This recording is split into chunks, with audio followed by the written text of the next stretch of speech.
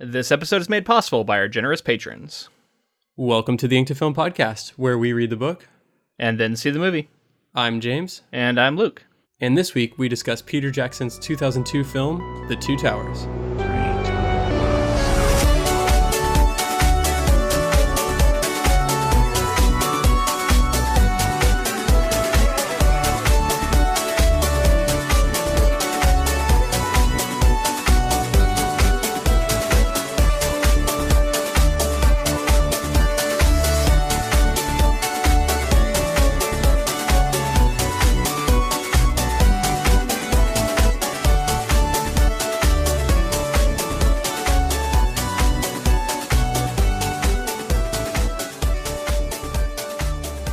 I just want to start by saying this franchise, we've talked about it before, but I can't speak enough about how much of a miracle it is that this film franchise finished and is as good as it is.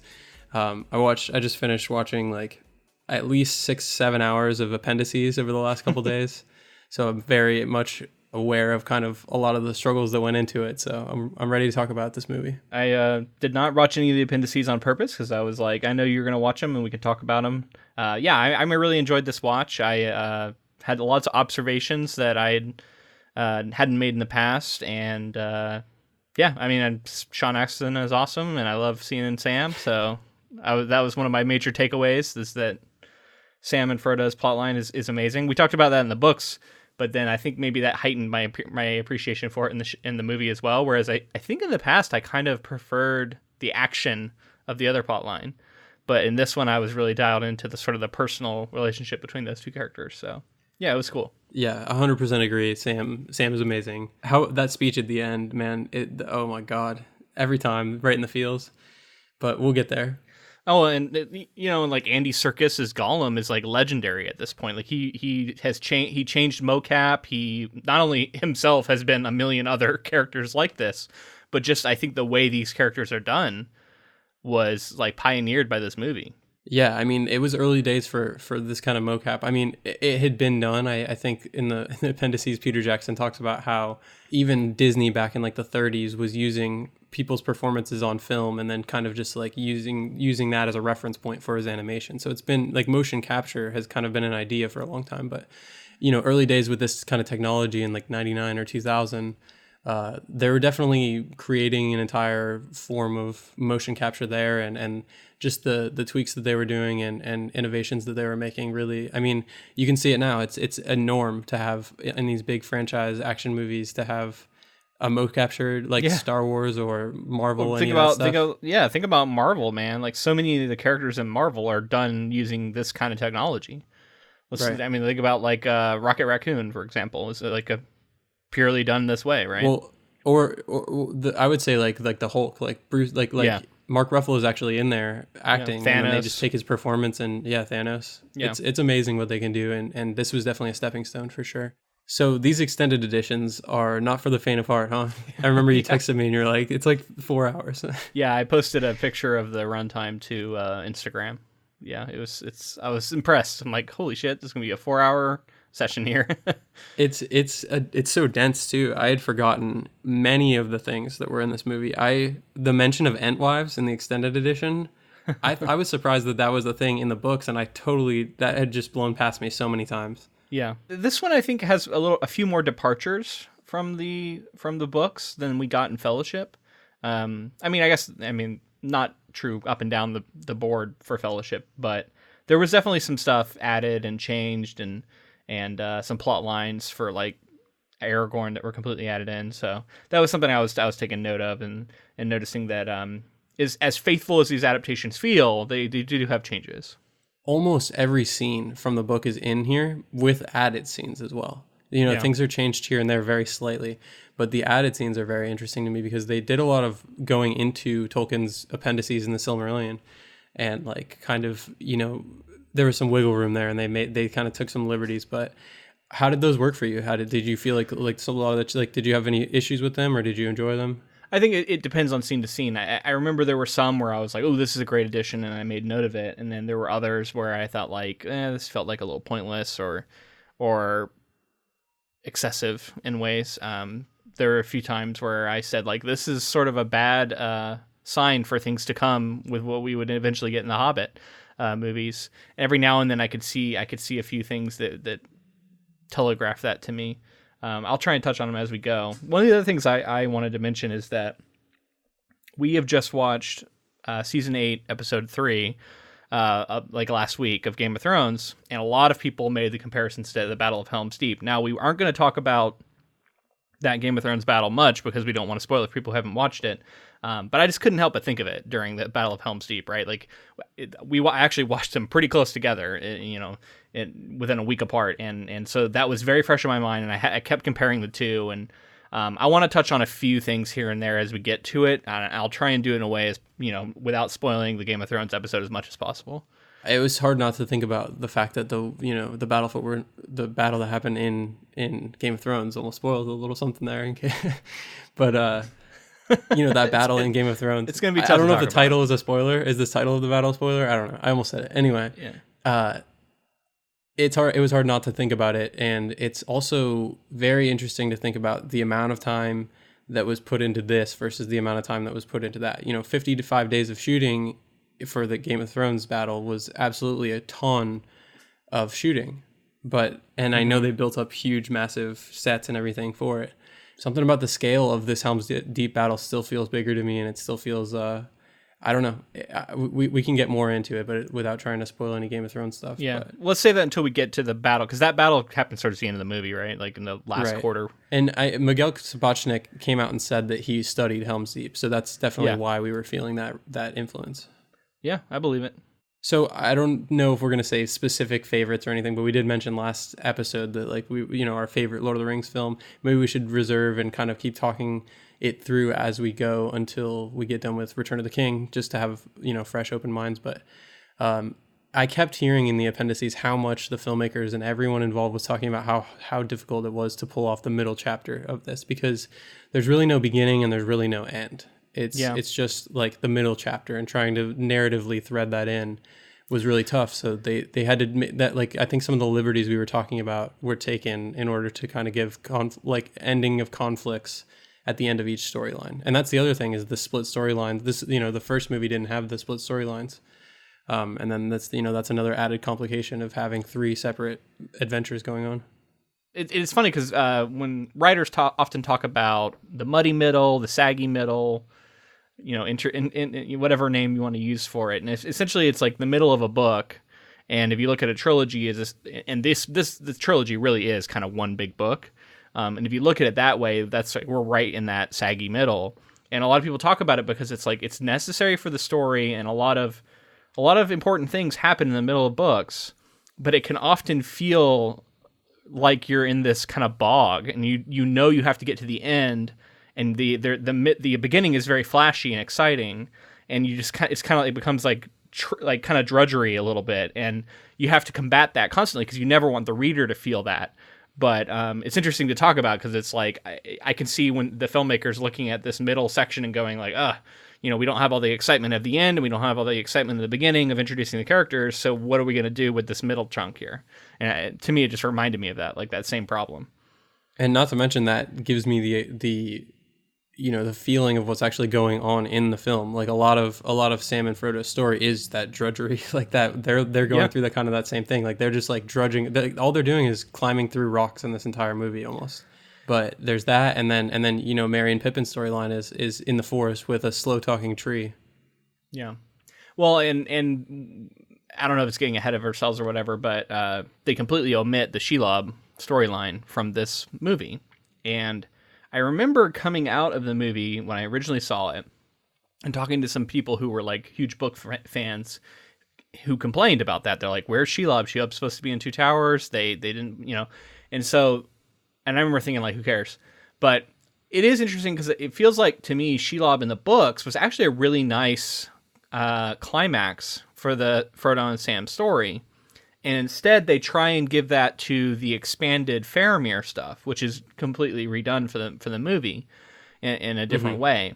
And I think it works. It's just different. And I don't know. I think it'll be interesting to talk about like how this Faramir plotline works for us compared to what we got in the book. The filmmakers make very interesting points on this in the appendices because it's clear that that was done, on purpose. There's a reason why Shelob wasn't in the ending here.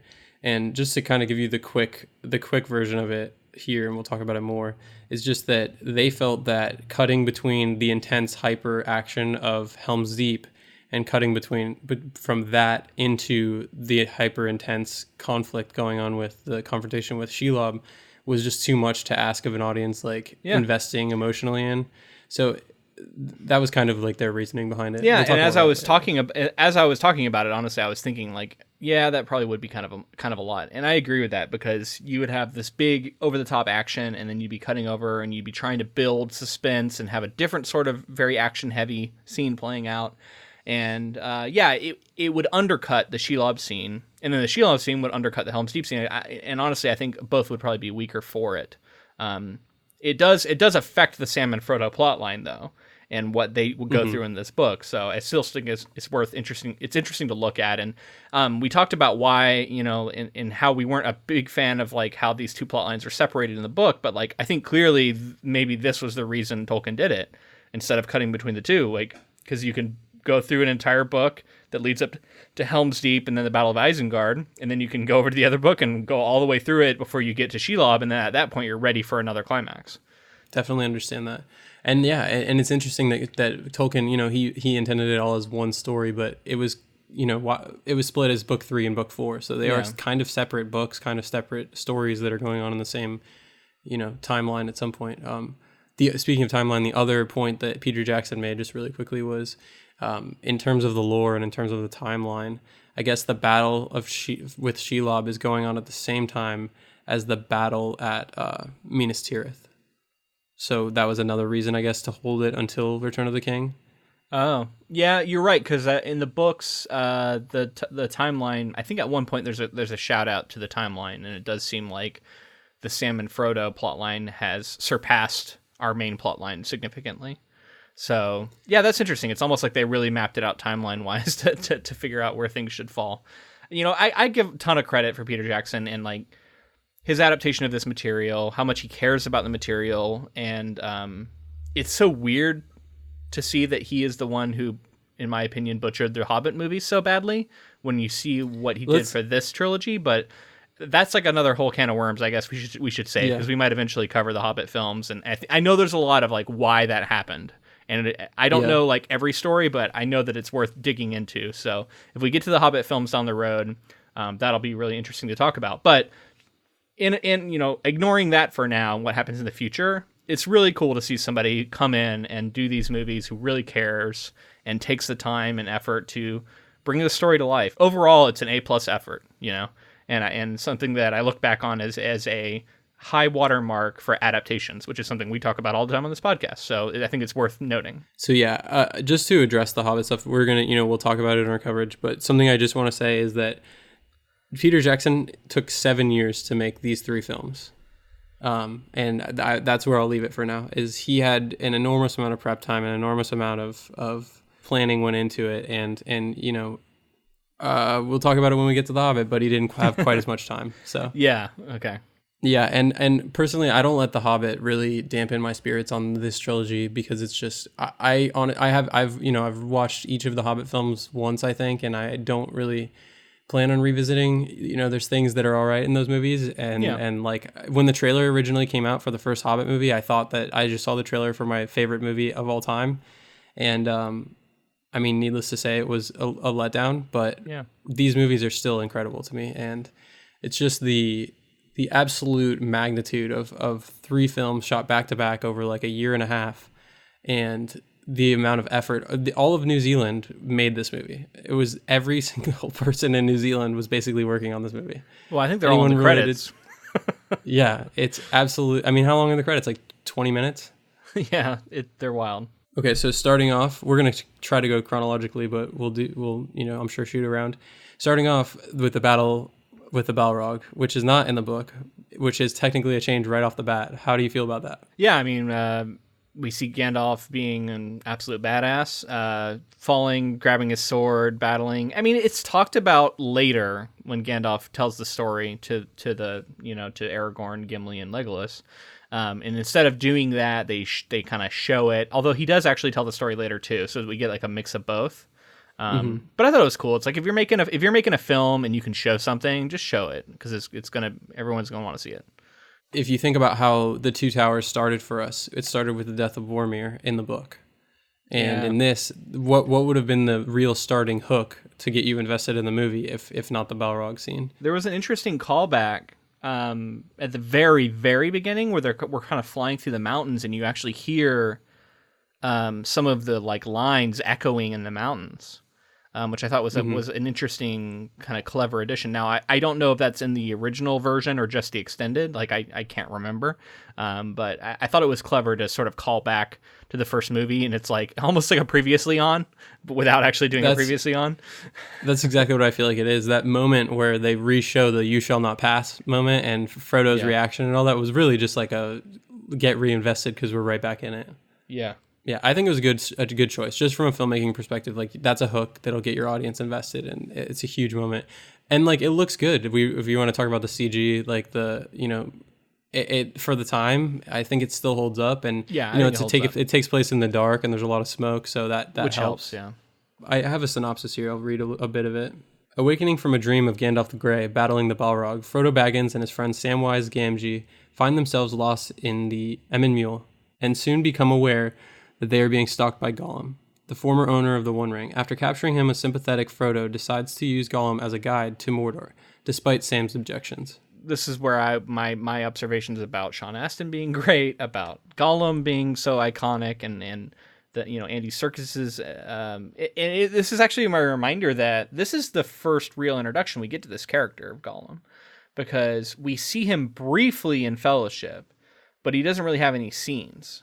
And then, in the timeline, the stuff in Hobbit comes first, and a lot of us read The Hobbit growing up, so I think that was fresh in our minds. But this is the first time we see Gollum really on screen in this, entire series of movies.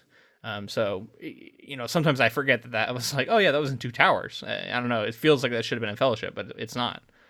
So Andy Serkis wasn't cast as Gollum when they originally had that shot of Gollum in the Fellowship of the Ring film.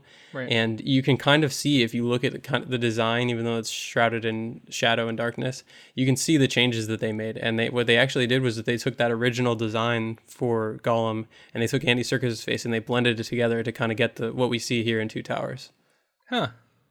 Which I just thought was really, that's fun. And like, that's the added effort that I think really makes things pop in this film.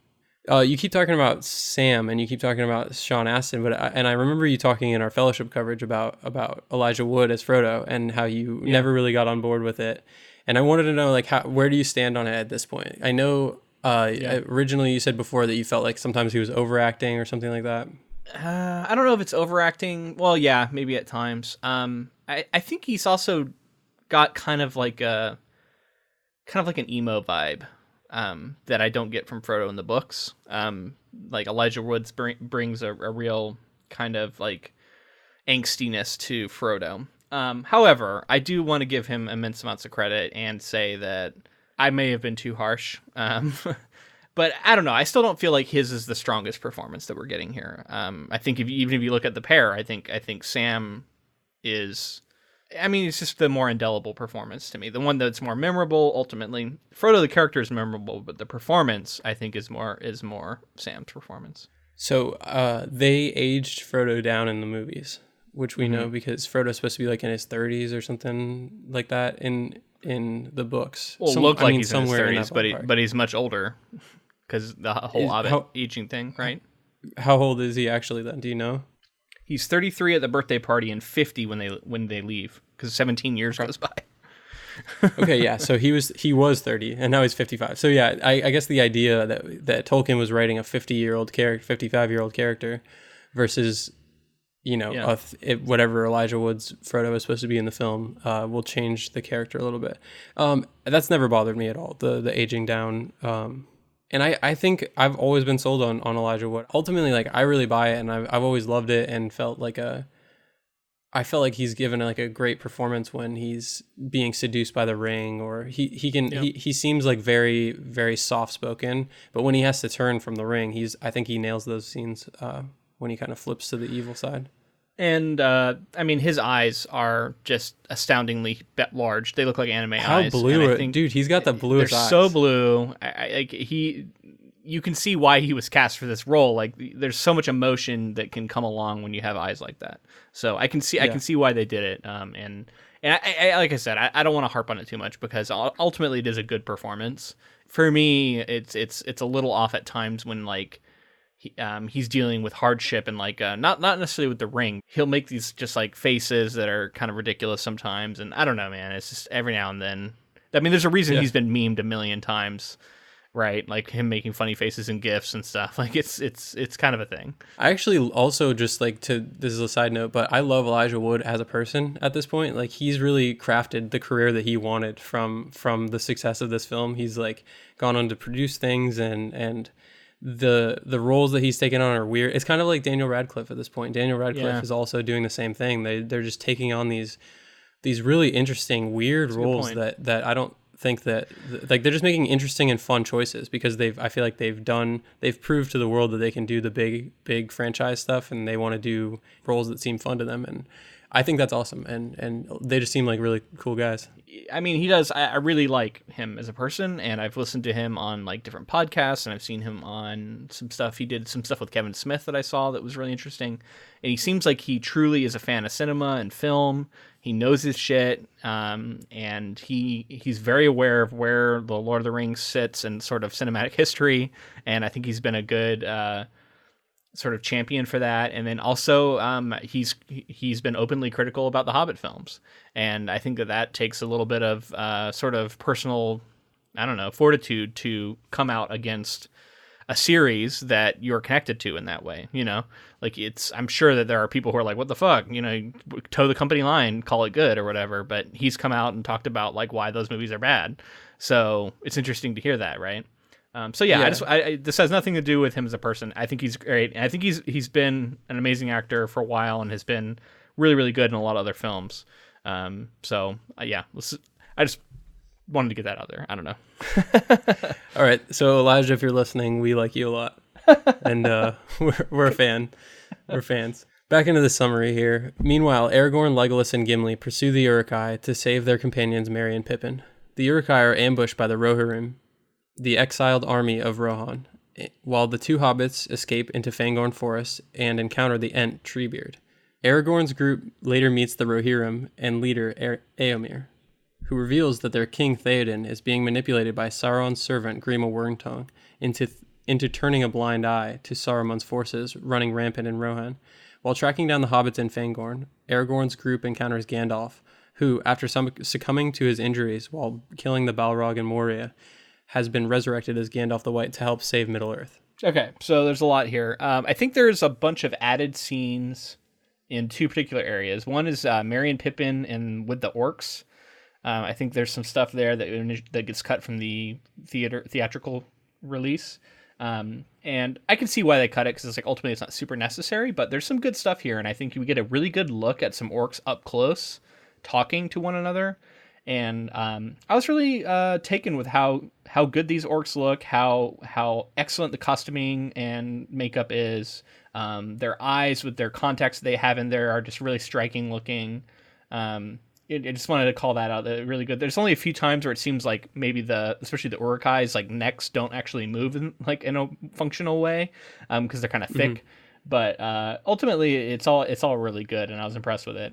And then we also get a bunch of added stuff with Eomer and the Rohirrim that I think it's a cut from the Two Towers theatrical release, because I remember a lot of this stuff not making a ton of sense, and it's because all of this side plot of Eomer finding Theoden's son and all this stuff, like I think that was all cut, if I'm remembering correctly. I think some of it for sure. I think we do see like Eowyn laying over top of him, and they talk about the fact that he died, but like going and finding him and him still being alive to be brought back. Yeah, because the first time we see Eomer in the theatrical release, correct me if I'm wrong, is when when Aragorn and Gimli and Legolas see them in the movie. I think so. So I think everything that happens before this is not in the theatrical version. Yeah, I think you're right too. I haven't seen the theatrical version in such a long time. I only watched the extended editions nowadays, so I couldn't tell you honestly a lot of the differences. Yeah, no, I feel you. I just want to shout out also there's some truly horrific looking orcs getting born from sacks in the scenes with Saruman that I just want to, it's straight out of a horror movie and it looks really good. Yeah, he goes far with like I don't know if it's not necessarily gore, but like the gruesome whatever Mary has to drink when he says like, oh, he needs some water. That shit is disgusting. Like they go pretty far with the nasty stuff, which I think it looks like it's just dirty wine to me. It was like syrupy. It was like thick. Yeah, maybe. I did want to talk about the prosthetics and everything. Just what a workshop. We talked about it in the first episode, or for our fellowship coverage way back when. But it's unbelievable the scale of what they were able to pull off in a small-ish production studio in New Zealand. They like a ton of the stuff that you see, like the visual effects and the practical effects that you see are coming from What a Workshop. There's so much praise to be given to them for their efforts in this franchise because it's amazing. They absolutely killed it. The prosthetics they hold up 100%. Everything looks great, and all those actors had to put on all those prosthetics every day. It's absolutely wild. Amazing. I agree. Very, very good. I did want to talk about, so we get also Aragorn kicking the helmet here, which I've seen the behind the scenes stories of basically he breaks his toe or his foot or something like that here when he kicks this helmet, and so his reaction of like crying out in pain is real, and that's the take they end up using. So that's always been a pretty funny story, I remember. The funny thing is, apparently they had the shot. They had a pretty good one. They did 4 kicks, and the third one was pretty good. But Peter Jackson was like, "You want to give it one more?" And on the 4th one, he broke his toes and then cried out, and that's the take that's in the movie. You know, it's such a funny little set story now, and they actually talked about injuries on the set. Orlando Bloom fell off of a horse, and the size double for Gimli fell on top of him and broke a rib.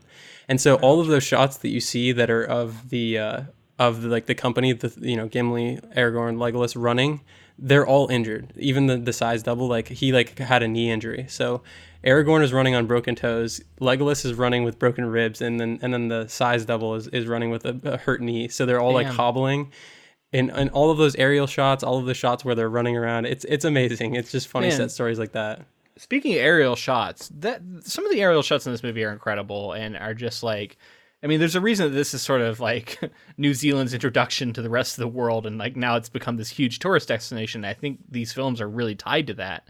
And that's because they just show off New Zealand in a way that is truly incredible. And I love that they have, you can tell that it's not necessarily the actors sometimes, it's somebody down, wearing the costumes, but it looks really, really good. And sometimes it probably is the actors. So then we see like a lone horse out in the middle of this giant landscape and like stuff like that. It always just looks really good. The shots are absolutely amazing. Those huge establishing shots of like where they're going and I want to go to New Zealand because I love these movies so much, because I would love to see these locations, and it's amazing. Worldcon is in Dublin this year, but next year it's in New Zealand. I wonder what a flight to New Zealand costs, but that would be amazing. That'd be so much fun. Oh, so when Saruman first appears, they I'm pretty sure, and tell me if I'm wrong, but I'm pretty sure they actually overlay Saruman talking and saying the same lines as Ian McKellen. And it's like this weird effect where like both are talking at the same time. And is that just to trick us, or is there like a plot reason why those voices would be coming out at the same time? I think it was to get back to the source material. Like that was their way of nodding to the source material where they thought it was Saruman, and like that was the reason. And yeah, they talked about that as well in the appendices. They had both of them record the lines and then mixed it, but apparently it was super wonky. It took like tons of attempts in order to actually get it to sound like pretty good, and I think it works, and the actual final version of it works pretty well. In terms of talking about like landscapes and New Zealand, Edoras, where they build the Golden Hall and the city of Edoras, where everyone, all the men of Rohan are, that they actually built that city. Basically, it's like flat lands around, and there's one lone hill with mountains in the background, which like perfectly match the description of what Tolkien described. And then they actually built the Golden Hall up there. They built that entire city. And it looks just incredible. think about logistically. Think about how to build, how you get that done. That's like takes so many years of effort to just build that, just like they did with the Shire. It's amazing. So to get back to the summary, Aragorn's group travels to Rohan's capital city, Edoras, where Gandalf releases Theoden from Saruman's influence and Wormtongue is banished. After learning about Saruman's plans to wipe out Rohan with his Uruk-hai army, Theoden decides to move his city to Helm's Deep, an ancient fortress that has provided refuge to Rohan's people in times past. I got to stop you there so I can talk about some stuff that happens. So one of the things we were going to try and track, I remember, and throughout the books and the movies, they do a lot with Gandalf saying like, oh, that Gandalf the Grey, that is what I was called. And like acting like he doesn't know who that is, doesn't remember much about his life. Kind of pretending like he's a different person now, right? Like we get a lot of that. But I think the moment where it's like, okay, this is old Gandalf, and it actually kind of works in that sense too, because I think it's almost reassuring to the audience that this is still the Gandalf we know and love, is when he winks at Aragorn about the staff. He says, oh, you wouldn't deny an old man his walking stick. Aragorn's like, really? And then like he looks over at him, he does this little wink. Ian McKellen's a great like actor with his eyes and stuff. I think there's been like whole videos about it. He's amazing. But I think that moment is a reassurance to the audience as well that this is the same Gandalf. Regardless of whatever they just said, like this is the same guy. Right. And I think it's just, I think the book kind of does the same thing. So they went along with that because ultimately he says in the book, he says things about how he's kind of a different person now. And, oh, they used to call me Gandalf. Yes. But ultimately, like, that's not really delivered on. It's Gandalf still. It's just, he's aged, he's been through it. So we get actually a lot of extra sort of Grima Wormtongue stuff here. We see him creeping on Eowyn. We see him, talking for Theoden to Gandalf and the group, and I don't know, he had like a little posse of guys that they have to beat up who try and take the weapons, and I don't know. I just wanted to get what was your take on that Grima performance and this guy and how he fits into this story. So obviously I hate him creeping on Eowyn just from like a moral standpoint. It's disgusting. It's gross, and like it's very stalkerish. But I really enjoy what he does with Theoden and the manipulation that they're able to show, and Theoden being aged like that, and him like whispering in the ear of the king and kind of just speaking for him, whether he's saying things or not. I think it's always been really effective to me, and I think that is you buy into Theoden being under a trance basically. And we do get once Theoden is back to normal and he's sort of gotten his sword back in a really epic moment where they're like, you should hold a sword, and maybe that's very pro killing people, but it's epic, right, in this moment. And we see Theoden goes to use it on Grima. He's like, well, the first person I'm going to kill is this little bastard Grima Wormtongue. Well, it's like because of he basically had his son killed. His son was killed in the battle that Grima. Right? Like there's something that was going on, like basically like Grima gave them like bad information, or like his son is dead because of Grima indirectly, I believe. So in the book, it is Gandalf who stays his hand, but in the movie they changed it to Aragorn. Right. What did you think of that change? Well, I love the change to make it the bonds of men. You know how like Gondor will call for aid at one point. And like the idea of men being there for each other, I think it makes a lot of sense. And Gandalf, of course Gandalf would do that in the story because he's Gandalf. But I think Aragorn doing it kind of adds another layer to his character. It's slowly like building in like how much Aragorn cares about the because he stays behind, and he didn't need to. Him and Legolas and Gimli didn't need to for the battle to come. They stay behind, and like clearly that she's showing how much he cares about the realm of men and the continued future. Yeah. So I mean, I'm okay with it. I think they're trying to add some more sense that Aragorn is going to be a good leader. I think they're setting up the Return of the King in that sense, and they're showing him to be merciful. So I can see why they did it. We already know that about Gandalf. I don't think we need to see Gandalf being like wise and merciful. But it's also an open question of whether or not it's a good idea, because Grima immediately goes to Sauron, tells him everything that happened, and you know what I mean. So whether or not it was a good idea to release Grima, like they could have also just like imprisoned him, but they probably have some sort of prison there, right? Why did they just let him free? I don't know.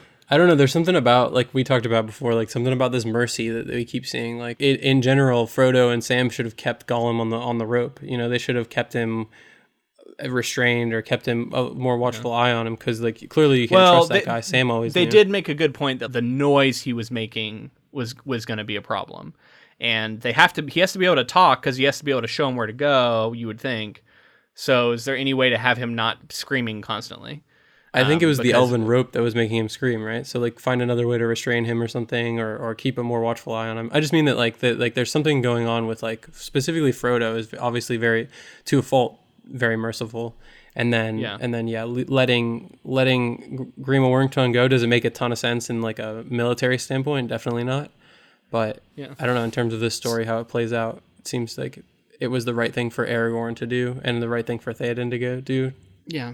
So we get now to the funeral scene, which, considering how little they show of this relationship, I think is still really moving. And the funeral mounds look really, I don't know, just striking with those flowers growing on them. And I'm pretty sure that stuff's all in the theatrical cut as well, even though they didn't do as much to set up the death of his son.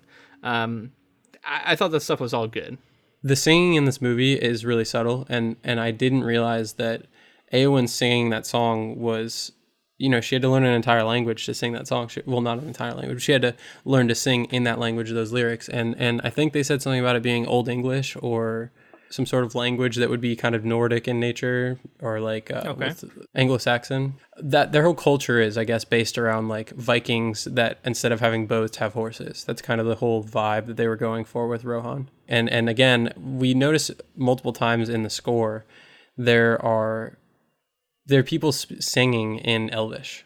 Like they get like operatic singers, classical singers to come in. And there's one that really sticks out to me as a young boy who, as they're like coming down at the end of the Battle of Helm's Deep, they're coming down, and the person who's singing, it's so high pitched and it's amazing. It's like, I've never really thought about the fact that like the singing in this movie is just of another level as well. It's like the absolute world-class singers that you could find are just delivering like amazing performances as score. It's really amazing. So, to get back to the summary, Aragorn builds a friendship with Theoden's niece, Eowyn, who quickly becomes infatuated with him. When the Exodus comes under attack by warg-riding orcs, Aragorn falls off a cliff into a river and is presumed dead. However, he is found by his horse Brago and taken to Helm's Deep. The Uruk-hai army arrives at Helm's Deep that night, finding a makeshift army of civilians and elves from Lothlorien waiting for them as a night-long battle follows.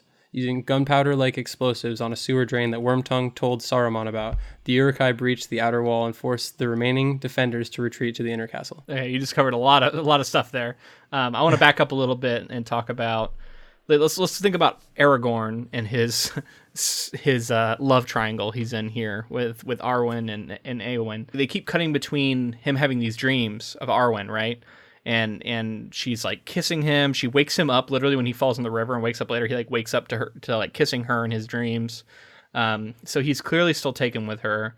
But then we do get a lot of this setup of Eowyn being into him, and there's a lot of bad faith bullshit criticisms out there these days for, quote unquote, Mary Sue's.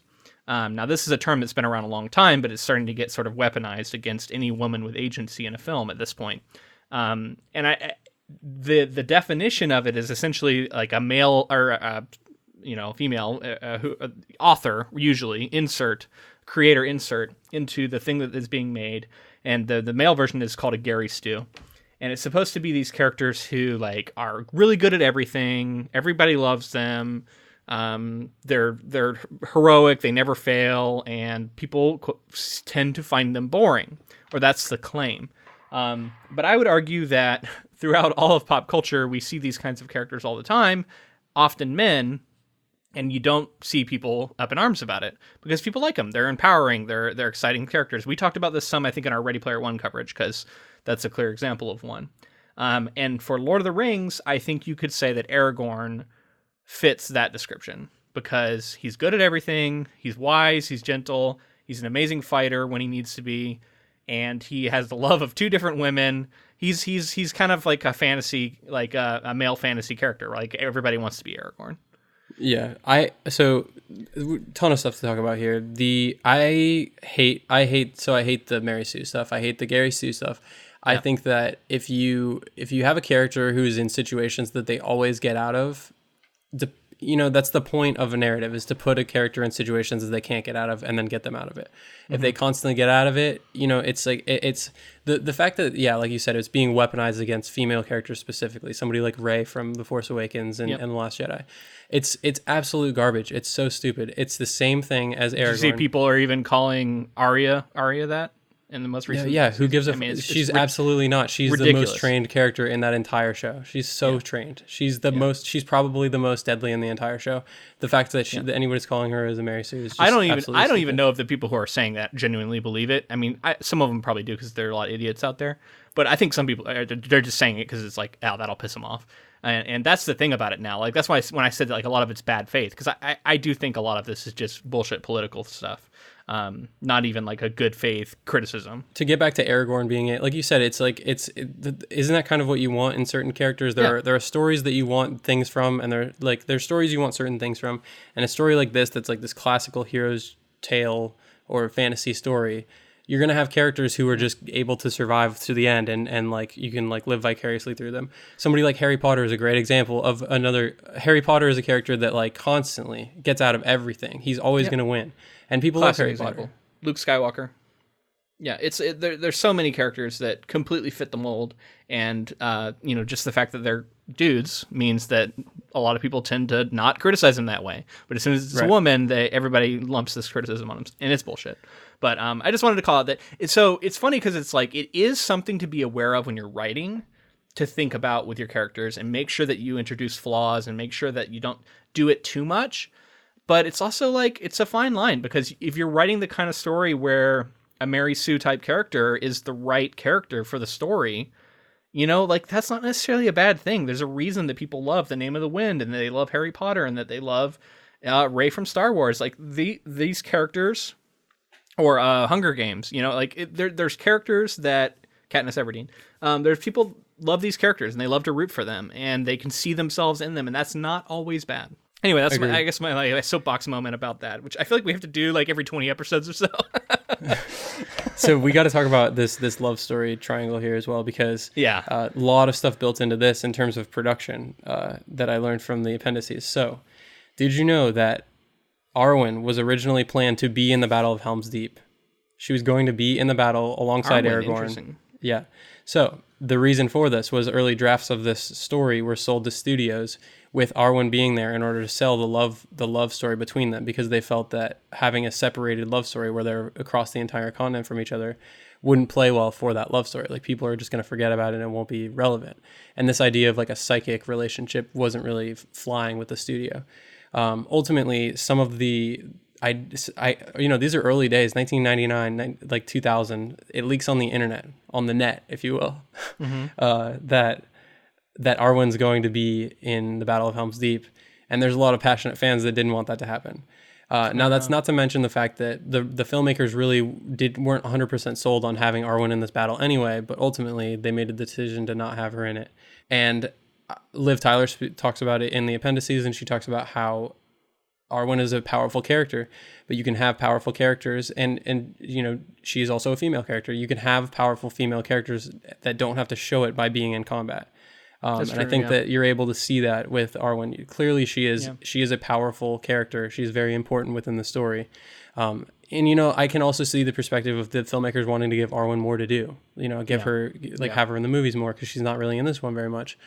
But I do think that the change of having that psychic relationship in this film works for me, because it does carry that thread line. And what I also love is that they're using some flashbacks from when they were together in Rivendell. And the moment when Aragorn is leaving and she like catches him before he leaves. I think that those are all solid additions in order to like sell that romance. I will say I had one criticism of those, and I remember it when I originally saw the film, and even this time it was noticeable to me, is that sometimes I wasn't clear if he was having a dream, if he was having a psychic connection, or if he was having a memory. Mm-hmm. And I think we get all three of those things. We do, yeah. It's not clear which is which sometimes, and so all of those themes feel kind of confusing to me. And so I can get the issues that people might have seen with that. It works okay, but like I get a bit confused. My question, I guess I would say then, is does it really make a difference if we know which is which? You know what I mean? Like whether it was a flashback, I feel like it still conveys the same feelings that the characters have for each other. It does to me, because I want to know if we're seeing a past version of Aragorn professing his love and trying to convince her to stay and all this stuff. If this was a previous conversation they had at some point in the past, and that now he's had some time and that his feelings may have changed, or he's remembering, versus actively this is happening right now. And this is our current state of relationship between these two characters. And I do think there's enough of a distinction between those two things to where I want to know which of those is which. You know what I mean? Right. And I guess the other reason, just to, jump on your side as well, would be because there is some sort of bond forming between him and Eowyn. You would want to know like where he stands with Arwen at that point. Exactly. But I would also say that like I was never sold on Aragorn and Eowyn anyway. Like I felt like it was like, I think it was there to add the drama of, is Arwen going to leave Middle Earth or not? Is she going to leave with her dad, or is she going to stay for Aragorn? I would contend there's also a little bit of like the reader or the viewer can put themselves in Aragorn's shoes a little bit and feel like, how cool would it be to have these two beautiful women both like me? I really think that is part of it. I think, whether or not how you feel about that, I think that is one of the appeals of having that happen to a character. Now, you can say that like that, romance has been doing this forever with love triangles, right? Often, it is a woman at the center of that, or a young girl. It's with two, teenage dudes who both like her. Maybe one of them's a immortal vampire, that kind of thing. Like it often happens, and it can be empowering, and people like reading it. And it's interesting to see that sort of love triangle plotline in our Tolkien fantasy, which you wouldn't have thought you were going to see it in. But I think those two things share some really similar DNA and are essentially the same plotline. So yeah, I just thought it was really interesting to note that Arwen was going to be in the Battle of Helm's Deep, fighting right alongside Aragorn, which would have been very different. It would have been different. I feel like it would have also kind of shat on Eowyn and her already frustrating idea that she has to go down into the caves. And like, I know that she has to, like, if they let her fight in the Two Towers battle, like socially, I'm fine with that. And she's clearly a good fighter. So if they're arming 8-year-old children, why not arm her? But she also has to have the moment against the Witch King, the I am no man moment. And if she fights here, that does undercut narratively that moment, right? So I can see why they maybe wanted to preserve that. But then you also, like, it would be kind of further complicate things if she wants to fight and she can't, but then she looks out and Arwen's out there fighting, right? Like, what the hell? Like, why can she fight and I can't? I don't know. As much as I don't know. Like, I guess I still like the way that we ended up getting it, but I don't know. Maybe there could have been a way to make it work, but it seems like it would have complicated things to have it play out that way. Definitely. I mean, it's unfortunate, but ultimately, I'm happy. If she didn't have a moment in Return of the King, if she didn't have like she's in the battle and she's fighting the Night King, if you will. She's fighting the head. What would you call? What's the leader of the? Isn't he the Witch King? I forget his name. Witch King. Yeah, that's what it is. When she's fighting him, I mean, that's obviously a huge moment they were building to. Just speaking of kind of the female perspective on this entire story, I did want to mention how much of the appendices were talked about by Philippa Boyens, who wrote the screenplay with Fran Walsh and Peter Jackson. She was my favorite part of the appendices because she's constantly breaking down.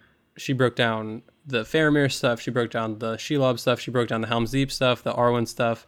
It's amazing to really understand like where they were coming from and why they were writing certain characters. And it's also amazing because the song that Eowyn sings was basically poetry that Fran Walsh and Philippa Boyens wrote, and then they turned it into another language, and then like a linguist turned it into whatever language they sang it in order to sing. And I just think that's amazing that they're just putting like their fingerprints on Tolkien's work there too, and staying true to like what his vision was as much as possible.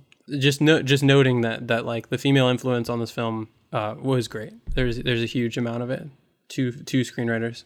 and a lot of these women characters get more to do, and that's great. And we see, I think Eowyn is a character that benefits from this. We know more about her in the films, especially the extended cut, although how much of that was cut for the theatrical release, I guess, is, you can point to that and say, how much do they really care. But the frustration of the character being relegated to the caves, I think directly lends itself to what happens in the next film. And her relationship with her father and her and Éomer, like all of that is really interesting and added scenes that I think add a lot of depth to that. And I think that was more than we got in the books. I just want to say, because I remember I was thinking we were going to get a lot more Eowyn in the books, but we don't. Not really. Yeah. Before we get into the Battle of Helm's Deep, during the attack of the wargs, I wanted to call out. Remember in the intro I said that there was some stuff that I looked at and went, oh, this is kind of worrisome for what there was to come. There's one moment in that battle that I think is super indicative of the bad places that, in my opinion, they took Legolas as a character. And that's his... He like flips onto the horse. Physics-defying reverse backwards flip in front of a charging horse onto the saddle. As soon as he did that, I was like, what the fuck are they doing with this character? And you get over it and it's fine pretty quickly. But knowing where this character goes, and this moment to me leads directly to, you can draw a line between this moment and Legolas running up a series of falling stones in Hobbit. Battle of Five Armies. Because they establish here that he can defy physics, and it frustrates me. There's so much more with Battle of Five Armies that I hate more than Legolas's. Look, it's a ridiculous moment. It's clearly like way over the top, way ridiculous. But wanting to show that the elves are more, maybe they are physics defying. Maybe they do have some sort of abilities where they're able to move like this. I don't think they are in the books, though. I think that's just an added thing for the show, right? Like we don't see them. Well, I mean, like they can walk on the snow, right? That's true. So it's they can like walk on top of snow. There's little things here and there. I think they're just trying to depict like how the elves are different and like some of their abilities may be there. Look, it's ridiculous, and so is surfing down a flight of stairs on a shield. Yeah. But like, it's I was more okay with that because it was at least cool. I don't know. Right. What about when he's like surfing down a Oliphant's trunk in the next movie? Yeah. Like we'll get to that too. That's not cool. there's a lot, and we talked about it. We think I think that a lot of these like badass moments you could just give to Gimli. Like there's a moment where Gimli is perfectly set up to basically fight a ton of orcs in the Battle of Helm's Deep, and instead, like I think Aragorn and some people run in and save him. They should have just had Gimli go off right there and just kill like 10 or 15 orcs by himself. And then that like makes up for some of this Legolas stuff that he's clearly like weighing in the elf direction. Yeah, I can see that. I mean, I don't know. That's a whole thing to track throughout this series, I guess. So we also get a lot of this stuff with Faramir and Frodo happening before this, and the initial sort of capture of Frodo and the introduction of Faramir as a character, and we then get a flashback to Boromir and Faramir. Now, I don't know if this got cut from the theatrical release. It might have. Yeah, I think it did. But I thought this flashback was really cool, and we see Amazing. Boromir giving this really rousing speech, and he's happy, and him and his brother have this great relationship.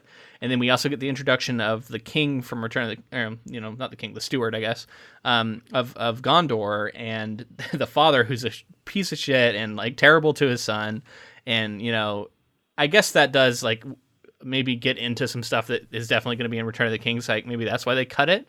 But it also gives us a ton of great backstory for Faramir as a character and why he tries to take the ring in an attempt to like please his father that he can't please. And I think that all makes a lot more sense with these additional scenes. And when you cut them all, it looks more like Faramir's just being sort of a greedy, weak-hearted man. Right. Which is, remember when we talked about in the books, like my feeling of Faramir in the movie was way different than what we got in the book, and I think this is why. In the book, he's really good and really honorable, and seems to genuinely be able to resist the ring in a way that we don't necessarily see out of Faramir initially in the movie, although he does come around. Yeah, ton of stuff to talk about here too. It feels like every time we stop, we got a shitload of stuff to talk about. So yeah.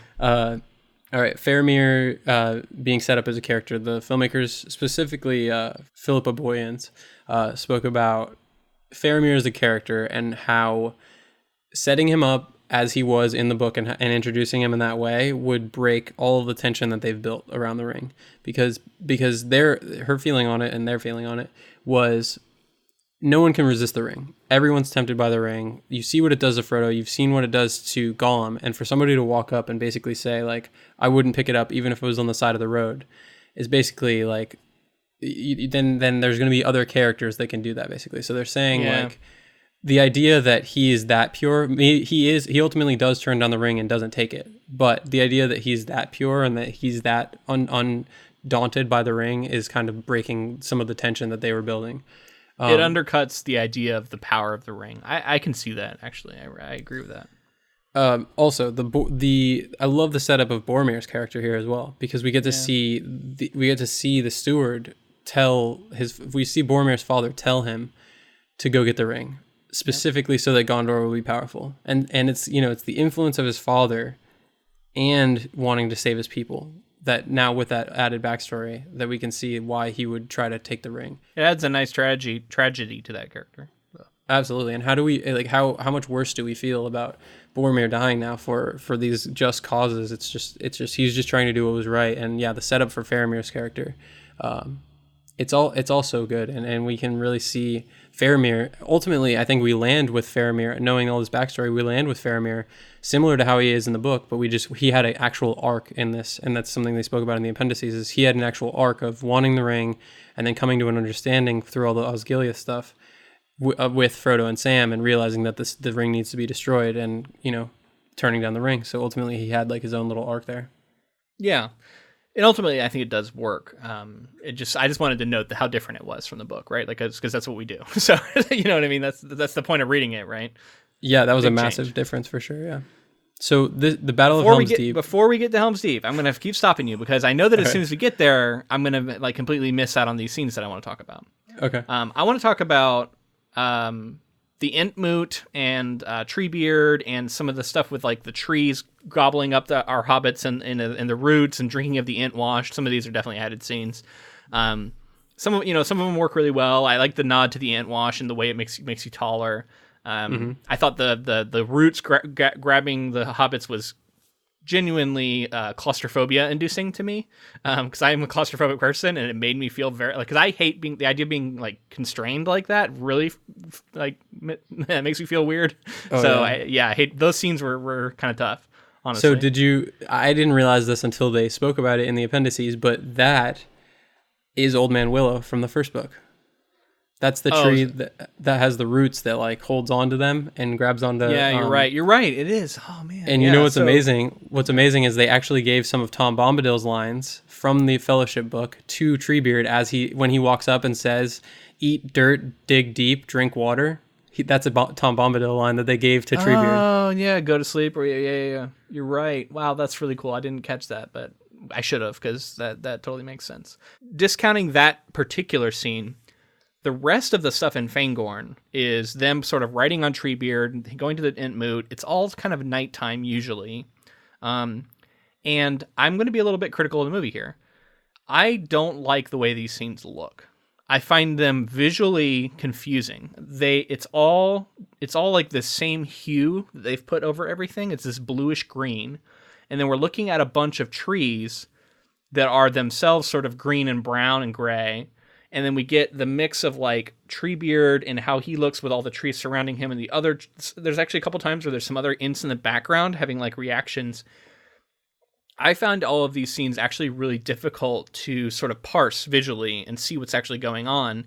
And they look muddy to me. They look like they're all, it looks like you're looking at almost like a magic eye painting of a bunch of like the same colors. And you're trying to figure out what's actually happening.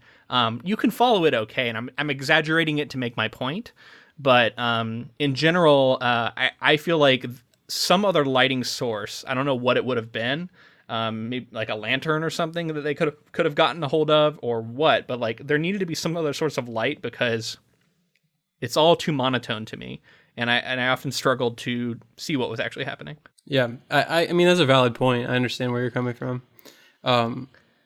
I personally haven't really had that issue as far as I see what you mean though. A lot of the same color and that blue moonlight look didn't really do a great job of lighting everything. But I guess another like reason for it is that it's early, not that early, but it's early days for CG, and the darker it is, the easier it is, the more believable things look.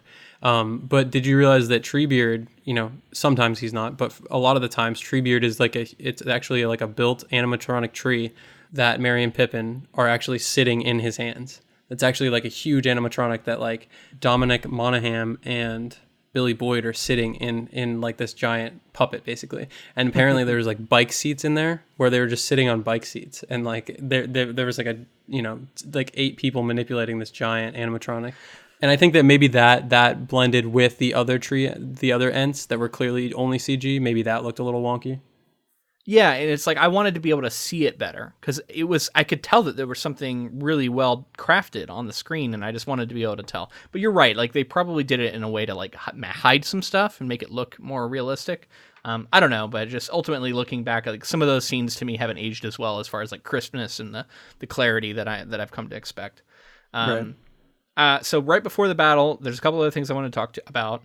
There's a scene where Theoden is getting his armor on. And I wanted to get your thoughts about why they chose to light it this way. He's standing in a way that like the sun, I think, it's supposed to be spilling in through the window behind him or the door behind him. And he's like backlit by these like huge beams of light. And he's standing there and he's having this moment. And it's actually really powerful where he's talking about like, how has it come to this? And it's very ominous. And we see him getting his armor put on by his like, I think it's like a commander in his army. I'm not sure. And he's talking about how they're all loyal to him and they'll follow him anywhere and all this stuff. And at the same time, we're getting a montage of like little children and old men getting like, swords and armor that don't fit them, or that they look like they're like terrified as they're getting handed big weapons. And I thought that stuff was all really affecting and really good stuff. And then the lighting behind Theoden, I thought was a really interesting choice. Like, what are they trying to say with that lighting? I mean, that's a good question. You could say that they were trying to evoke some sort of like holy fate moment or something. Like there's some sort of experience going on here where this is the last stand of men and we don't know if they'll survive, and the sacrifice that's going to need to be made by all these people. There is, I agree. I think I think holy and sort of godly is where my mind goes. And, specifically lighting him that way, I think is sort of trying to add that level of like epic, kings of old feeling for Theoden. And we get some of these great lines in the books, but I think they actually did a really good job of like heightening how epic and how awesome Theoden is, even though he is occasionally at odds with our characters. Because I think Aragorn wants them to flee, is what I'm guessing is what they actually want, because they're advising against him going to Helm's Deep. I think they want him to like flee with all the people to like Gondor or something. I think he wanted to ride out. Well, he definitely wanted to send out for aid, but he specifically said he wanted them to ride out and fight the forces out there and not to run, because I think that moving the people he knew was going to be slow, and the time that it would take, they could be overrun by warg riders or something like that. Well, that's a terrible idea, because they would have definitely lost if they'd met 100%. Met no, him but in I the don't open think they field. knew the size of they didn't know the size of the forces at that point. Like Aragorn, you know what I mean? It took him falling off and then eventually seeing the forces to let them know it's like 10,000 men or whatever. 10,000 orcs, yeah. So speaking of men, we did also get some added scenes of these like other like people. Right. Although it's interesting because I don't think we ever see them in any of the battles. All we ever see is orcs. But there is supposed to be these other men who have joined forces with Saruman. I think that we were supposed to assume, because we saw the men directly before this battle, but where they go into like the small town, the orcs are like going in and burning. I think we're supposed to assume there are men fighting there as well. But yeah, that scene where the man like cuts his hand and like gives the blood to Saruman and like pledges loyalty, that I forgot about and I didn't remember. There's a lot more men on Saruman's side. I don't think it was in the theatrical version. No, yeah, but there's a lot more men on Saruman's side than we were remembering when we were talking about it in the books. Well, that's in the books too, right? Like that does happen in the books. I think I made the comment about how like I didn't think that there was many men on Saruman's side. I see. Yeah, there is. They in the extended version at least they do give a nod to that. And at the Black Gate as well. At the Black Gate, there's some soldiers like marching in that like almost catch. And I remember that moment felt really weird because we didn't get any. That was the first time in the theatrical release where we actually see humans on Mordor's side, and I remember it being kind of like, oh, whoa, these are just people. Right. And Faramir is actually the one who delivers the line about like, I wonder if he was it truly evil at heart, or if he is, you know what I mean? And that was all Frodo's line in the book, but they give it to Faramir instead. And I wonder if that's an attempt to sort of like repair the character of Faramir that they know they're about to damage some, in the sense that they're going to make him seem more dishonorable, taking that observation that Frodo makes, you know, and giving it to him. Anyway, all right, I'm going to allow you to get to Helm's Deep now. I think I've stopped interrupting you. Let's do it. Let's talk about Helm's Deep. All right, let's jump into Helm's Deep. So, I mean, just this first statement that I want to say about this is clearly this is we talked about a high water mark earlier. This is a high water mark for battles, period. And as told by the fact that Miguel Sapochnik was studying this battle in order to prepare for his battle.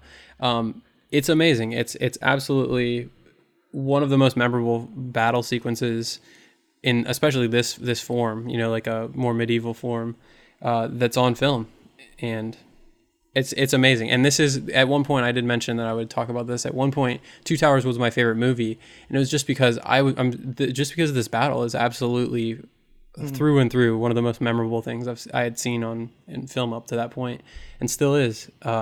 In the appendices, Peter Jackson talks about how Helm's Deep draws inspiration from a 60s war film called Zulu. I haven't personally seen it, but after hearing him talk about it and the fact that influenced this battle, I'm going to go ahead and watch that soon. I think that's actually a pretty well-known film. I think I've heard it talked about a lot, but I haven't seen it either. But yeah, I mean, I just want to echo what you said. I think it is one of the most striking battles ever put on film. And like I said earlier, and you mentioning Miguel Sapochnik, we did just watch, a very big battle in Game of Thrones that had a lot of comparisons. Without spoiling it, okay, so first off, the fact that it's a siege in both is, I think the idea of a siege is put on screen much better in the Battle of Helm's Deep. It's still overwhelming forces. It's still a desperate fight, but the setup and the tactics portrayed are just way smarter. We get things that I desperately wanted in Game of Thrones that we don't get. We get there's archers in the courtyard firing over top of the walls. Like, that is something they used to do in real life, and is incredible to actually see it on the screen. It's so smart. But regardless of all of that, where I feel like I definitely got to give it to Helm's Deep, I think the battle in Game of Thrones is, in my opinion, the better looking battle. I think the lighting in Helm's Deep has not aged well. Every scene, I could tell there was a giant spotlight just off camera illuminating everybody, and it becomes kind of silly at a point where it starts to feel very unnatural to me. I'm like, this is not natural lighting in any way. It's way too bright.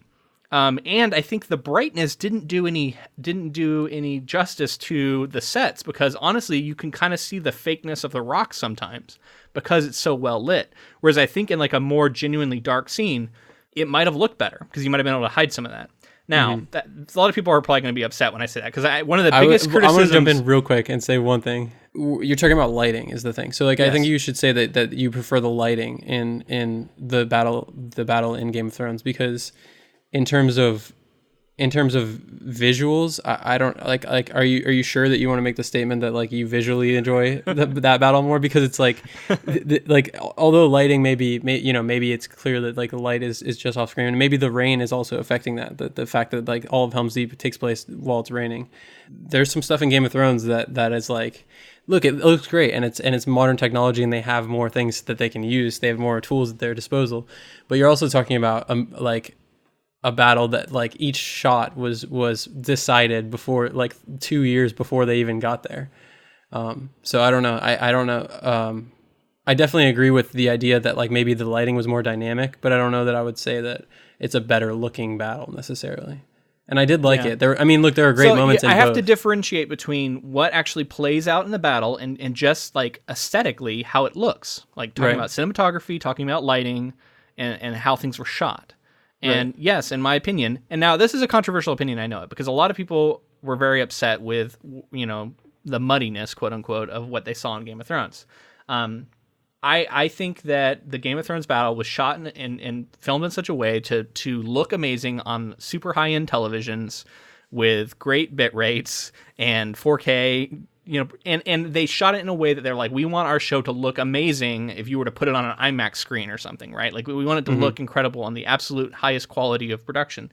And there's an argument to be made against, or for and against that, I guess. Like, because yes, a bunch of people who are watching Game of Thrones aren't watching it in that way, but I have a very good TV. I have an OLED, and watching this battle on my screen, it was just striking how much the screen was just like the image wasn't doing anything to utilize how good my screen was. And I know it's because it's older.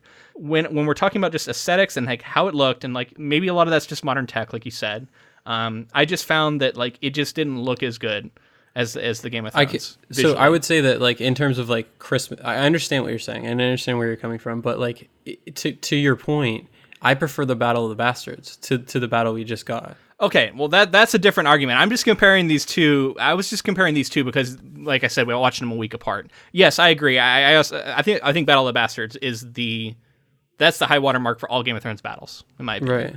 I just think that this one was a lot, like in terms of like, there was just so much going on in certain scenes where like I had no frame of reference of knowing anything that was like, I was like, people were being surrounded by something, by enemies, and I didn't know like what was going on, and it was just chaos, and it wasn't as coherent as I would have liked. But in terms of like, if you want to take screenshots of the battle, I understand what you're saying. If you want to take screenshots and put it up on a screen and look at like how some of the stuff looked, I agree. But there are also moments in Helm's Deep that I would also put up against some of the shots in that battle. But yeah, I mean that's we don't have to keep going down this rabbit hole. It's just one of those things. Yeah. It's fine, and I know that I think my opinion is in the minority and is probably controversial, but I just wanted to put it out there because that is something that I had that observation while watching it, genuinely. Yeah. So, all right, let's move into the battle proper. So it starts with a misfired arrow, which I've always loved. That. Oh yeah, from like an older guy. Yeah, and the couple of things that were in the appendices that made me appreciate the battle more was the score. Was going between basically every major character's score. Like we'd go into like the Elven Legolas scene with all the archers and everything, and then we go into like Aragorn's score and the Uruk-hai score as they walked up, and it was basically like the score was ebbing and flowing with like whatever was going on in the battle, which I just thought was just an amazing little piece that you might not even notice sometimes. And yeah, just the siege overall it's amazing, man. The way that they storm the walls with the ladders, it's always been such a smart tactic, because like there's no other way to and the people on the wall are smart for pushing the ladders down, because that's the only way and that's all real stuff from sieges, right? Like the idea of these ladders and the siege towers and the stuff they use. It's all so cool, and I'm so glad that we see all of this put on screen in a way that is like the best way I've seen it. This is an incredible battle. The orcs riding the ladders up is such a cool visual. Like that looks amazing. Yeah. I always remember that. It's truly striking. So the other thing I wanted to talk about was the fact that it's raining the entire time, because just as in terms of logistics, getting enough water there to be constantly pumping that water, and the way that like all those people are wearing prosthetics, and so like the water seeping in, they must have been so miserable, and the way that it looks on screen with the rain and the way that the orcs are lit, it all just looks so great. I mean, yeah, I agree. There is a funny moment, and I wanted to get you to weigh on this just because you probably know more about it than I do. We get the Wilhelm scream. I was about to bring that up. And I wanted to know like just what your thoughts are on this, like, and why is it in so many movies, like at this point, like what's the point of it, and it's funny to see it here, to hear it. So for me, this is like the not ultimate, but this is one of the biggest like cinematic references you can make. I pulled up some stuff here that I wanted to read just about the Wilhelm scream. It's a stock sound effect that has been used in at least 416 films and TV series, beginning in 1951 with the film Distant Drums. The scream is often used when someone is shot, falls from a great height, or is thrown from an explosion. The sound is named after Private Wilhelm, a character in the Charge at Feather River, a 1953 Western, in which the character gets shot in the thigh with an arrow. The effect gained new popularity. It's often used as an in-joke after it was used in the Star Wars series, the Indiana Jones series, Disney cartoons, and many other blockbuster films, as well as many television programs, cartoons, and video games. Mm-hmm. So I love it. I think it's still, Yeah. it's one of those things where it's like, even if you don't know about all that backstory, you hear it all the time and you're just like, it still works. It's a little, sometimes maybe a little jarring. But I love it. Like, I'm putting the Wilhelm scream in something eventually. Maybe you could put it in this episode if you can find it. Put it like right now. Yeah. So yeah, I just, when that happened, I wanted to mention that because it is kind of one of those little cinematic gems that has been around forever, and it's a fun little in joke thing, like the So that was my question. Has it become like a thing where everybody's in on the joke of it? And it sounds like it has. Like, it's an in reference. So I get that, and in that sense, I guess I do like it. It's just funny that it's like it's in everything at this point. Yeah. Did you catch Peter Jackson's cameo? Oh no, I didn't. I wasn't looking for it, but I know that he's like he's one of the soldiers, right? Yeah. So Lined like up on those the walls?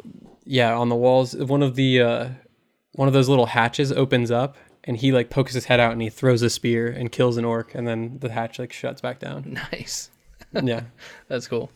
And he does like a crazy scream, and I think I'm pretty sure he cameos in all of the Hobbit and Lord of the Rings films. So I do like how it was funny. So like Theoden has a couple of moments in this battle that are interesting. One of them is he's like, "Is that all you can muster?" And then of course like they blow that up, and it's like, of course he's like tempting fate, and you're just like, why would you say that? Why would you ever say that? I'll never get over the fact that people say that in movies. Yeah, it seems kind of unrealistic. And then I do like there's a moment where he actually goes up and he's like defending the door and he's stabbing orcs, and then he takes a spear to like the shoulder and like they pull him back. I just thought it was cool. He's like up there getting his hands dirty in that moment, not just completely standing back. And then and of course there's the gambit of Aragorn and Gimli getting where they toss Gimli. It's like, oh, you're gonna toss me, don't tell the elf. And then he jumps over and they both just stand there and fight for like a good 5 minutes against an endless number of orcs. To hold back so that they can there were orcs behind them and in front of them, and they were having to fight off both. It's like, that's a really bad tactical move. It's a bit ridiculous. So, as much as we want to give the Battle of Helm's Deep credit for like the realistic siege craft in that, like there are some really silly things that happen that don't make a lot of sense. To talk about that, what about the moment where one of the first Uruk-hai who come over the wall, Gimli like hits him in the nuts, and like it's like clearly like, there's some fun being had here. It doesn't take itself and I'm not against serious. I'm not against that. Yeah, I'm not against like some fun. And some of these jokes work, and I'm not trying to come down and say that I'm against it, but I was pointing out more sort of like ridiculous. Like, I don't think Gimli and Aragorn is supposed to be funny when they're now the toss me thing is funny, but then when they're actually just fighting the orcs, we're supposed to buy that they can single-handedly hold this bridge against an unlimited number of orcs that are charging them. And to me, that's not funny. That's ridiculous. Right. And that's the stuff that I'm not as big a fan of. Like, I know that they're pushing it in this movie a lot, and they do it way more in the following film. But this doesn't feel like the same characters that we've been seeing up till now. It's like they've all of a sudden gotten super powered. Yeah. Did you play the game on like PS2 back in the day? The Two Towers game? God, that game is so good, man. Great memories playing that game. Yeah, and it's harder to fight orcs in that game than it is for them in this movie. There is a really cool, like, this is the moment where we draw swords together, which has been memed really funny online, where they hold up the little drawings of swords. Have you ever seen that one? But they ride out with me, and they go out, and they because Aragorn realizes that like the dawn is coming, and he thinks about the thing with Gandalf. Well, I don't think that I don't think he was thinking about it. At first they were like, he was like, you're right, out with me. And then Gimli's like, the dawn is coming, and then he kind of hears Gandalf's words. Yeah. And then come on, Aragorn, he doesn't say anything to Theoden to clue him in. Oh, hey, Gandalf's supposed to be coming. This is like the last ride of men, though. Like, this is their moment. Like, even if he, like, maybe Gandalf doesn't show and up. I guess he doesn't know for certain. Like, he's hoping Gandalf will show, but maybe he doesn't know for certain he will. Right. I mean, come on, at this point you should trust Gandalf. So first off, I just wanted to say that the image of them riding the horses out through the huge number of orcs is a little bit silly to me. Like, it's clearly not something that could really happen, but it's still epic enough to where, like, rule of cool, I'm okay with it. Like, ultimately. What I love about this is that, like, the way that you were talking about how they were lighting it and kind of the nature of this battle. We know that we're witnessing like Middle Earth history. We know that this will be a battle talked about forever, and this ride out moment is that like final riding of men, the last string of hope about to be snipped, and then at the in the 11th hour, down comes Gandalf. I do want to shout out how cool this scene is, because this is an added thing, and specifically the idea of him using the dawn as it's coming over the ridge to blind the pikemen, essentially, of the orcs, so that they're less effective in like a set set series of pikes against a charging cavalry, is a really smart thing to do on two levels. First off, it just, like, because a series of charging horses at set pikemen, like, that's not great. You're not gonna, I mean, you can do it, but it's not gonna go great for either side. But the idea that the blinding, like, throws them off enough to where it's way more effective, I think works really well. And then second, this to me is a direct callback to something that happens in the Hobbit book, and they wanted to, like, put it in the film, and that's Gandalf using the rising sun to petrify the trolls in the Hobbit.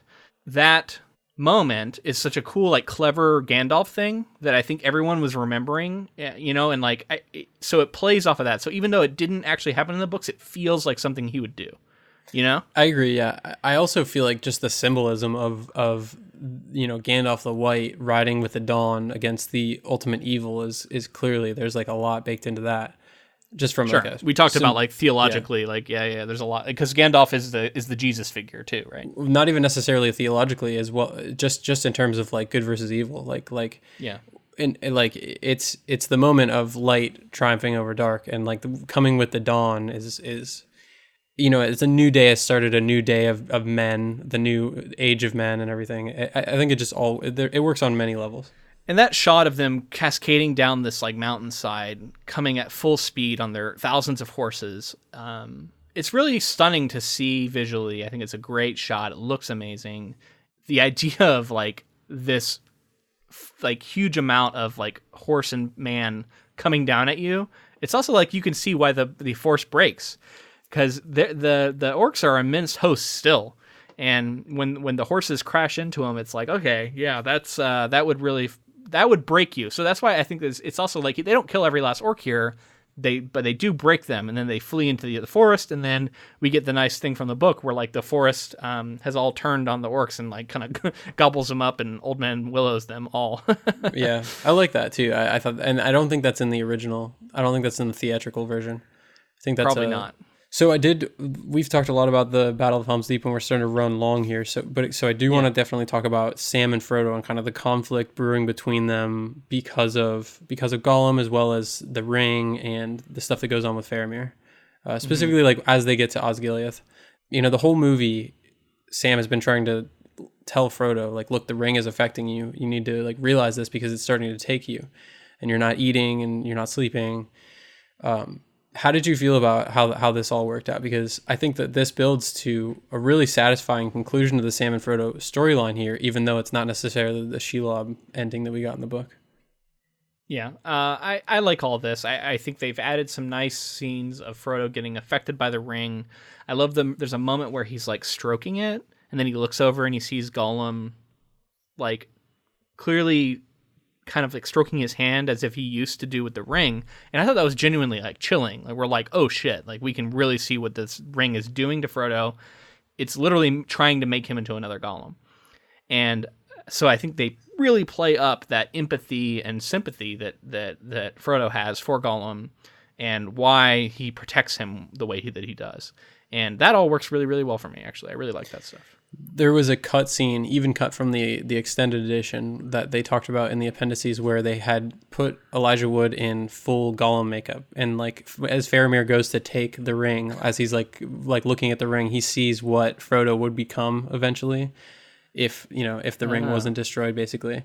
It was cut. There were some shots of kind of what he looked like. Very interesting that we could have seen, like, a Gollum version of Frodo. Yeah, I mean, I kind of get why they cut it, though. I think that's a little maybe too on the nose. Like, you don't need to see that. Yeah. There's a funny moment, and I'm nitpicking, I know, and it's a funny joke moment. But Gimli is sitting on an orc, and they're doing the whole count thing, right? Which we talked about, how I thought that was a movie edition, but no, it's in the books. And Legolas comes up and he shoots the arrow into the orc that he's sitting on. And he says he was twitching, and he says he was twitching because he has my axe embedded in his nervous system. And I'm like, wait a minute. Does Gimli know what a nervous system is and how? No. Like, they don't understand how brains work in Middle Earth, do they? Do they understand about nervous systems and such? I don't think so.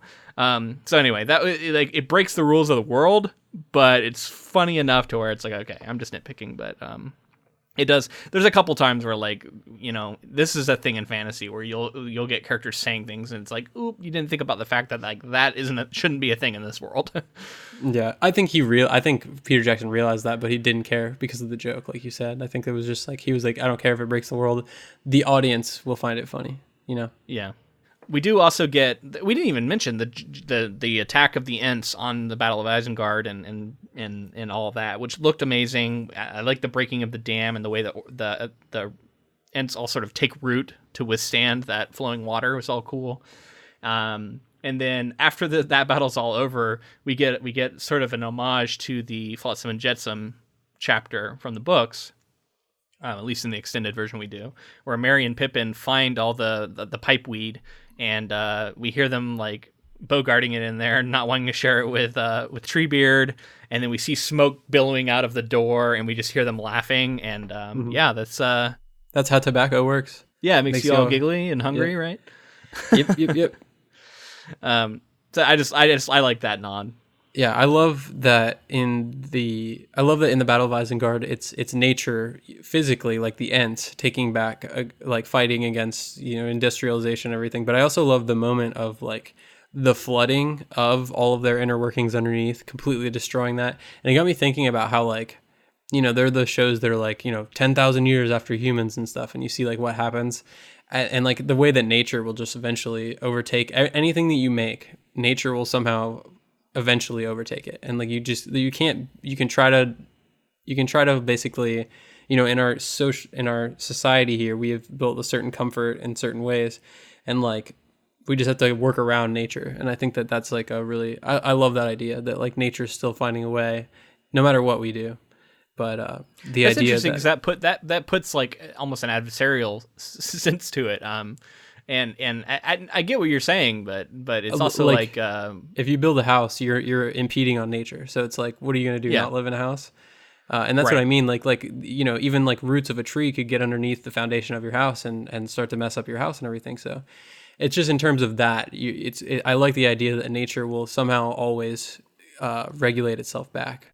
Right. I mean, and that's what a lot of the, like, why the hippie movement really loved this book, right? I think is sort of these moments of anti-industrializations and return to, you know, valuing the woods and the world and Mother Earth and all that. So, yeah, I mean, it all works, and I definitely see what they're saying.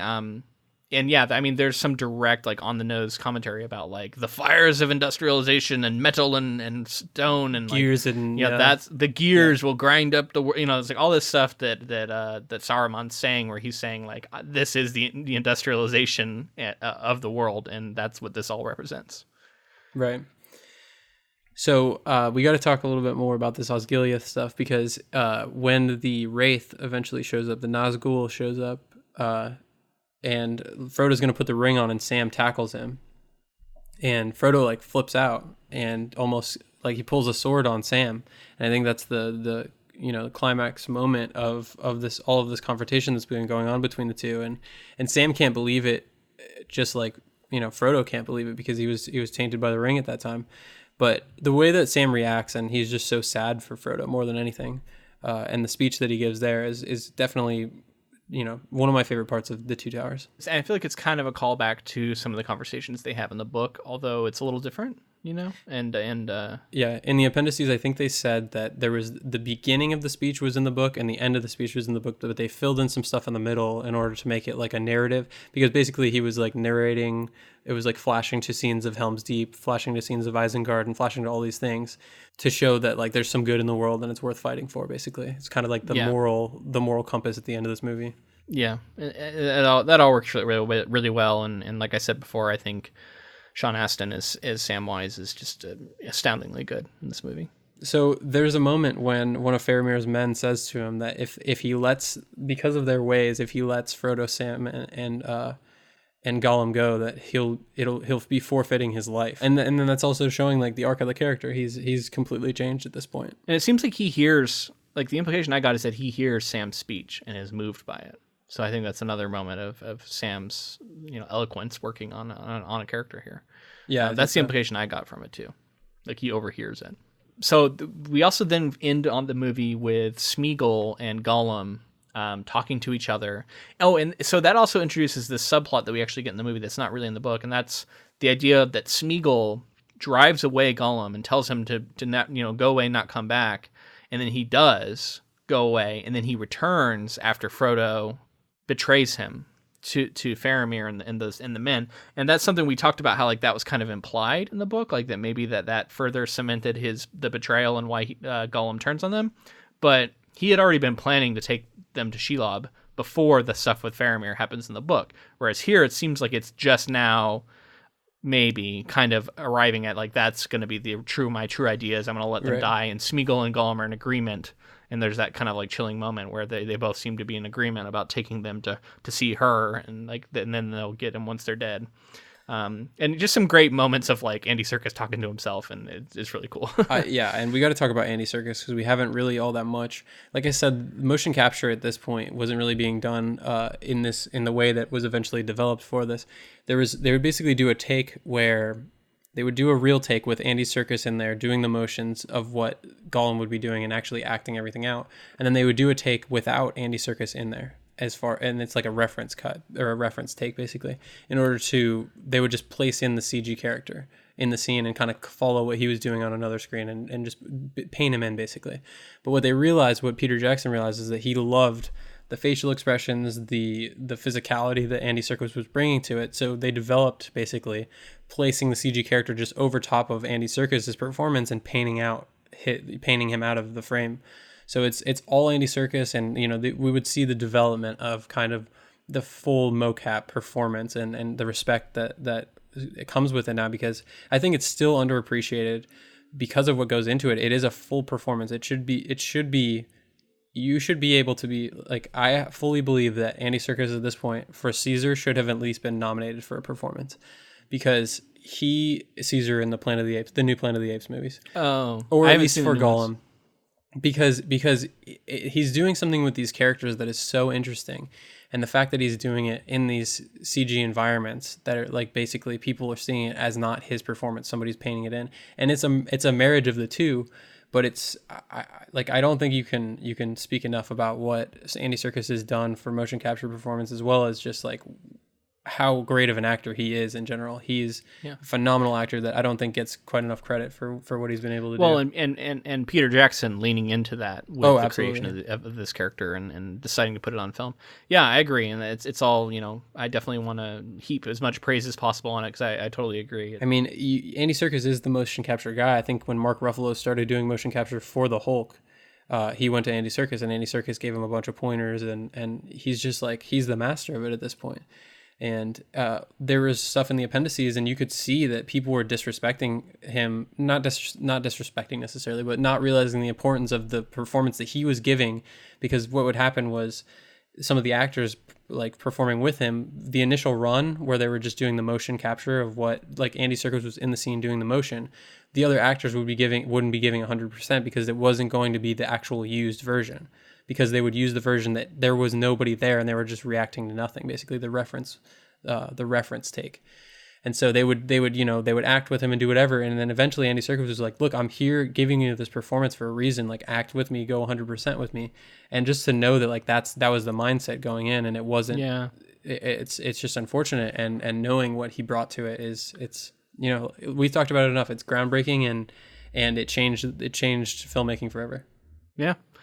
Well, man, I think that's a good place to sort of wrap this up. I do want to save a little bit for the very end. I want to weigh in on like where we're at with Fellowship and Two Towers, and which of these films we currently like better.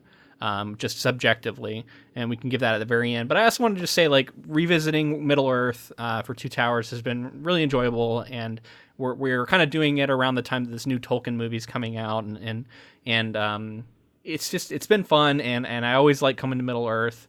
And I think it's an important piece of like fantasy history, and then obviously for the films that were made and how much it affected the industry.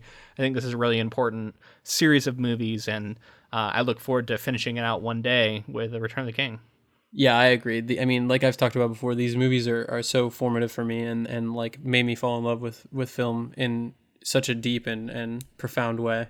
So I'm really looking forward to getting into Return of the King at some point. So before we finish up too, I just wanted to announce we are going to be covering Terror at 30,000 Feet, which you might not recognize at first.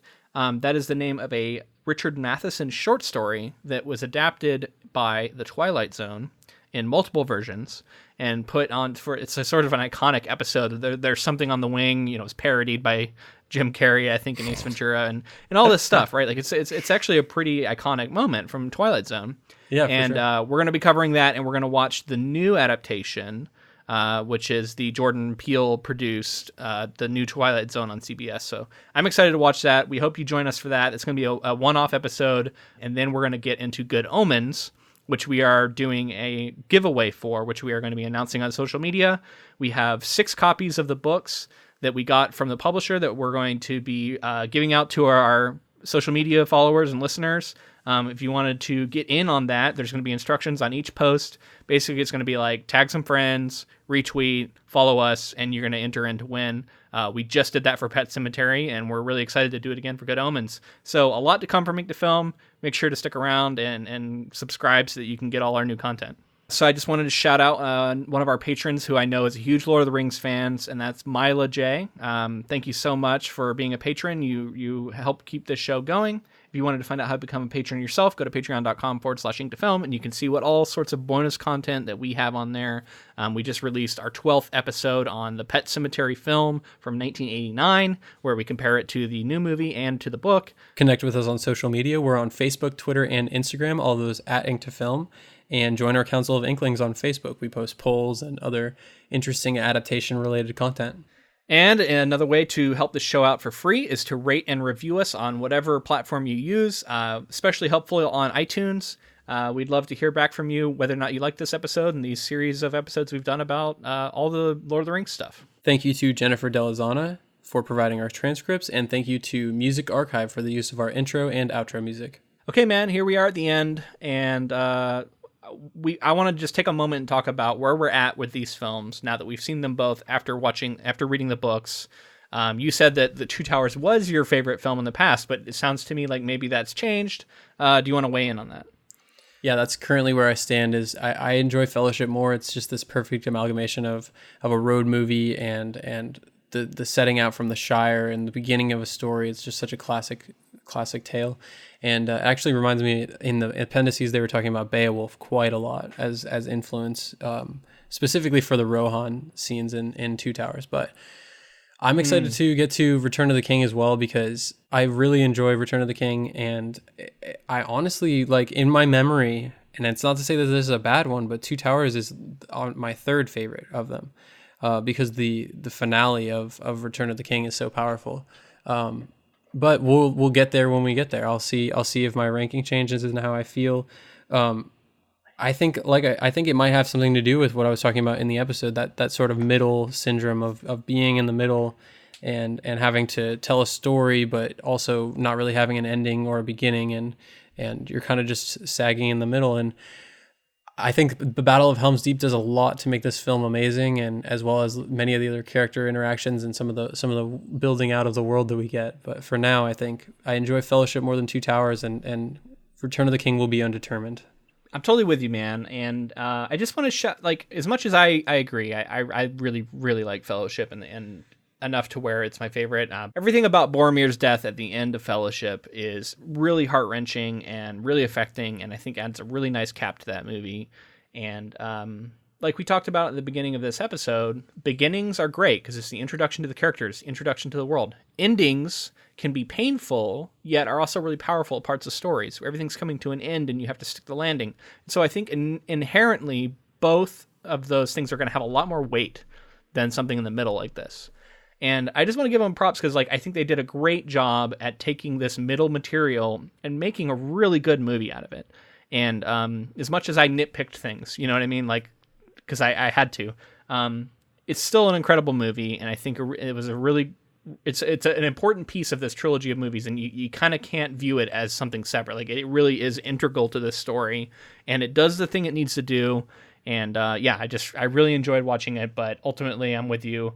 I think Fellowship I still prefer of these two movies, and I'm going to hold out and see how Return of the King strikes me this next time I watch it. Something you just said I want to jump on real quick is the idea that I think something about beginnings that I really enjoy, and part of the reason why I go back to Fellowship as my favorite of these two, at least for now, is the possibilities, right? The possibilities of what could be coming going forward in the outside of the adventure. And then, the bittersweet nature of the ending. Like, you're so happy for everything to have ended, and like, if it's a satisfying ending, you enjoy it, but the middle is just it's a beast to try to handle, and I think they did a great job. All right, man, I think that's a good place to leave it. We will be back to Middle Earth. I don't know exactly how far away it'll be, but we want to get to it. So we will be back, and we hope that you check out some of our other offerings. We've covered a lot of other fantasy novels and fantasy movies, so if you're a fantasy fan, there should be a lot more in there for you to look for Mink to Film. But until next time, thanks for listening.